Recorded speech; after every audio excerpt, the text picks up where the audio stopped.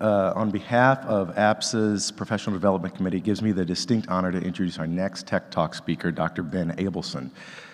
Dr. Abelson obtained his medical degree at the Cleveland Clinic, where he then stayed on to do his urology training.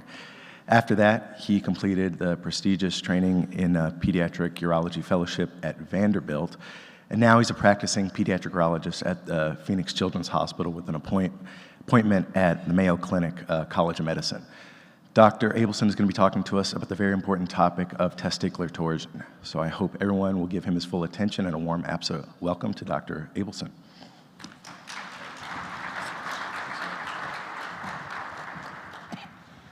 Thank you all for being here so early on a Saturday morning to hear about torsion, or at least to be in your seats before Dr. Powell's address.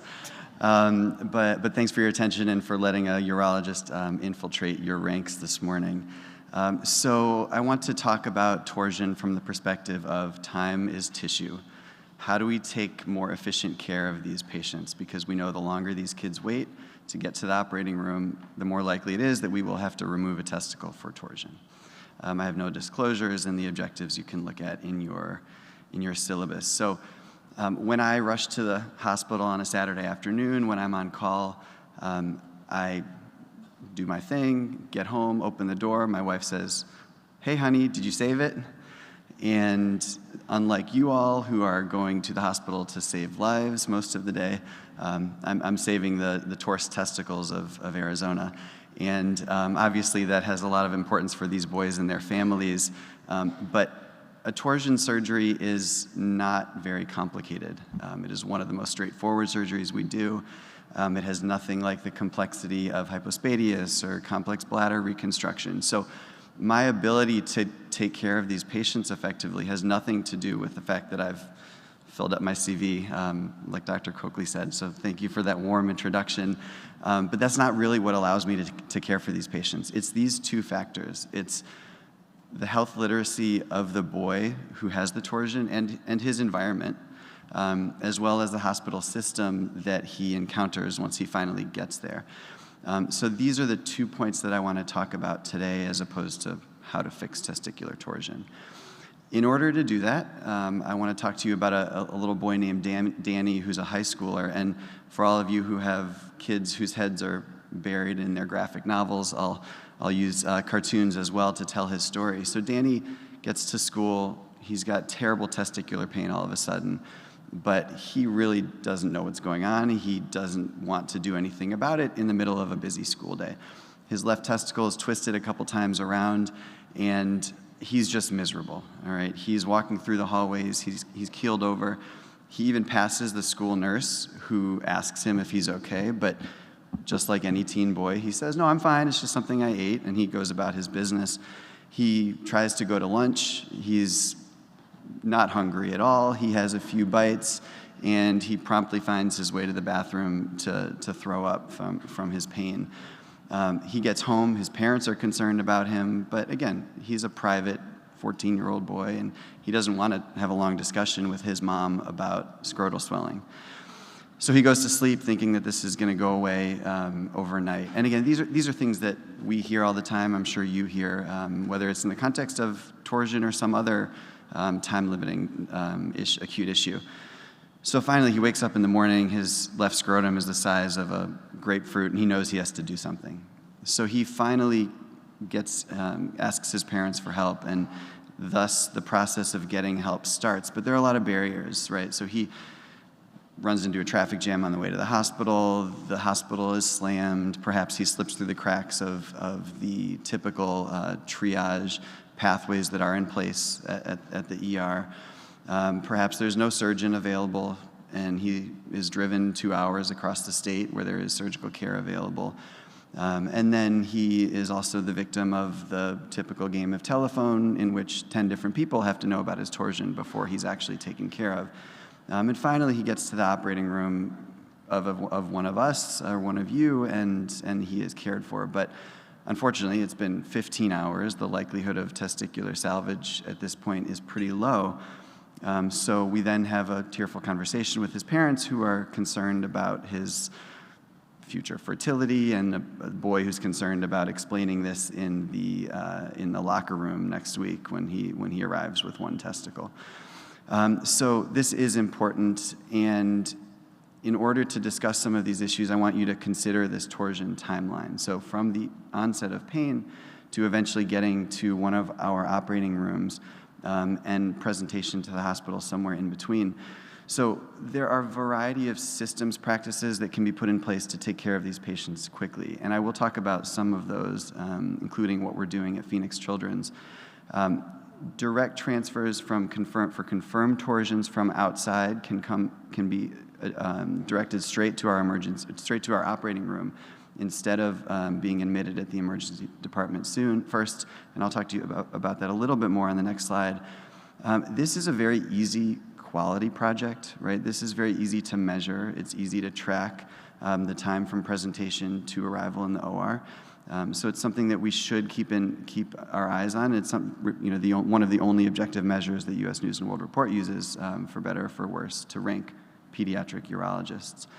And then triage pathways. When a patient arrives in the triage with acute testicular pain, are they directed straight to the ultrasound tech, or are they told to sit in the waiting room? So at Phoenix Children's, if our transfer center gets notified about a 12 to 18-year-old boy with confirmed torsion, again, these are the slam dunk torsions that we know will need to go to the operating room. Those boys do not need to get admitted first. They don't need to go through the ER. Urology is contacted directly. We contact the operating room, who then contacts anesthesia, and security meets these patients in the ambulance bay or at the helicopter pad, wherever they arrive. I had a 13-year-old boy flown from Yuma last week who thought the helicopter ride was the most amazing experience of his life when he got transferred to Phoenix for his torsion. And unlike a lot of patients who are flown acutely, these patients are very with it, and he enjoyed the sunset from the helicopter. Security meets them, registration meets them in the pre-op area, and typically anesthesia and pre-op, we all see the patient together to make their care as efficient as possible. And this works great. It's only been in place for a year, so we don't have outcomes in terms of how much this has improved our ability to take care of patients efficiently. But it certainly has smoothed out the process. But this is not what the timeline looks like, right? It looks like something like this. The onset of pain happens many, many hours before presentation to the hospital, typically. The time that we can impact from presentation to the hospital to surgery is measured in minutes, whereas onset of pain to presentation is measured in the order of hours. So although we're really good at impacting the time in the hospital, we're not as good at impacting this time beforehand. And we all might think that we have no impact, but I would argue that we are seeing young boys, girls throughout their lives and can impact this in other ways, which we will discuss. So this was a passion of mine during fellowship, and one of our projects was to create an educational video from which these cartoons have originated to teach boys about testicular torsion. But it's not just the boys, it's the environment around them, right? It's the parents. It's how would their parents react if their boy came to them and said their testicles hurt.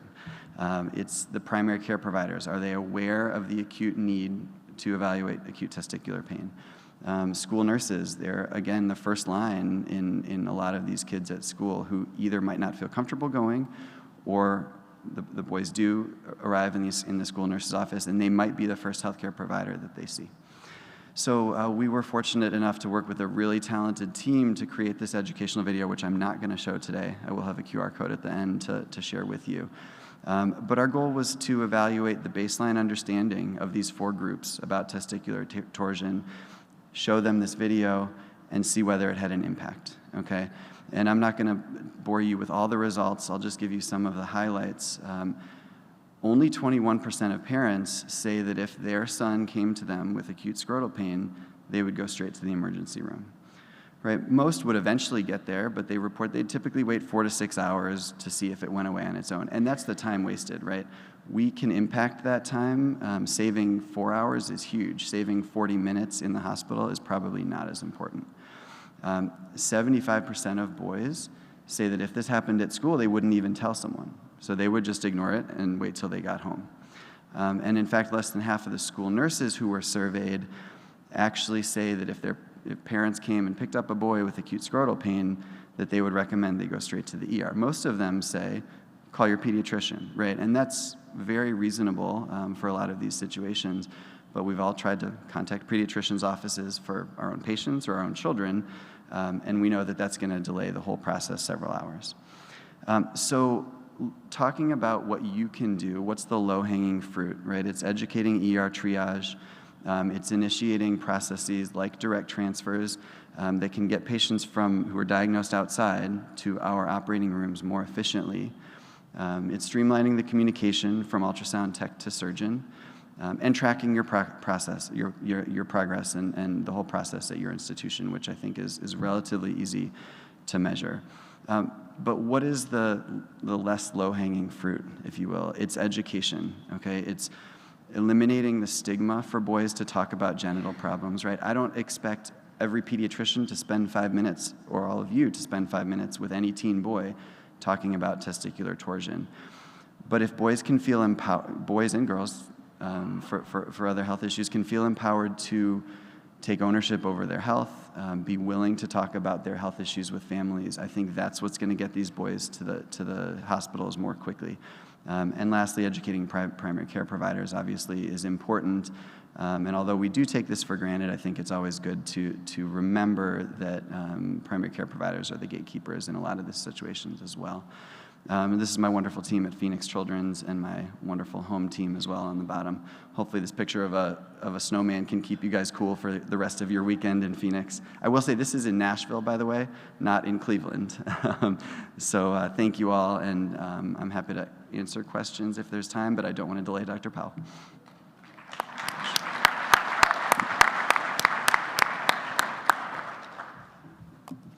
I've been told I have time for one question. Go ahead. Thank you so much. My name is Maeve Trudeau. I'm from McGill Montreal Children's Hospital. I greatly appreciated your talk. I was wondering, during my fellowship, we were taught the kind of classic detorting of the testicle that can even be done in the ultrasound suite, and it's that classic opening the book.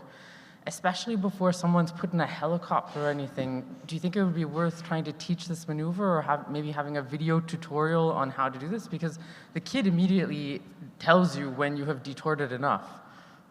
Yeah, great question. So if I'm called by an outside ER doc or provider who's hours away, I will usually recommend that they try to manually detort.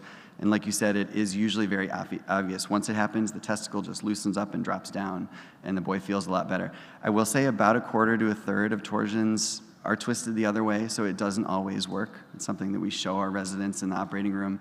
Sometimes as they're inducing anesthesia, we manually detort, and it turns out it was twisted the other way. So I think it's a great option. It can't hurt. It can only help, especially for boys who are far away.